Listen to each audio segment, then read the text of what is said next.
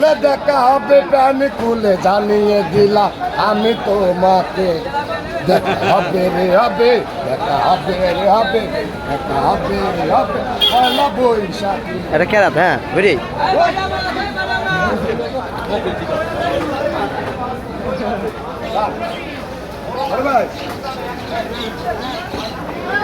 আপনার মাছ না নিয়ে আমার ভুল হয়েছে বা সিলভার নিয়ে যান 2000 টাকা ব্যবসা করতে